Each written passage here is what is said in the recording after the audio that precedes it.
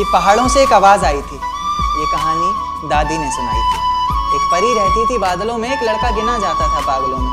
कहता था बादलों से कोई आने वाला है, ज़मीन पर उतर कर मेरी सांसों में समाने वाला है। उसे बिना देखे इजहार करता हूँ, कहता था मैं उसे खुद से भी ज़्यादा प्यार करता हूँ। इतना सब सुनकर परी ने ज़मीन पर आने की ठानी। माँ ने रोका, बाबा ने समझाया, पर किसी की एक न मानी। रात का वक्त, चारों तरफ अंधेरा था, रोशनी के नाम पर बस चांद का बसेरा था। अब चांद से याद आया कि चांद की रोशनी भी तो फीकी पड़ जाएगी जब वो उतर कर मेरी छत पर आएगी। तो कहानी ने नया मोड़ लिया। परी ने प्यार की खातिर ख्वाबों से रिश्ता तोड़ लिया। कहीं मैं सपना तो नहीं देख रहा, ये मेरे सामने कौन खड़ा है?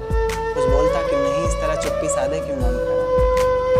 फिर उसने कहा कि माँ बाबा घर बार सब छोड़ दिया मैंने, बहुत ख्वाब सजाए थे, काफ़ी ऊंचा उड़ना था, सब तोड़ दिया मैंने। आज से मेरे किस्मत के ताले की चाबी तुम हो, बेचैन सी मेरी धड़कन की बेताबी तुम हो। मेरा सुख दुख हंसना रोना सब तुम पर निर्भर करता है, चेहरे की खिलखिलाहट हो या पल के भिगोना सब तुम पर निर्भर करता है। उसके बाद दुनिया बदली, वक्त बदला, बदला ये संसार सारा। प्यार की कस्में वादे झूठे निकले, झूठा निकला प्यार सारा। अब मोहब्बत से नहीं, उसे गालियों से पुकारता, गालियों से बस नहीं चलता तो कभी हाथों से मारता। दर्द में कराती रोती बिलखती किसे पुकारती वो?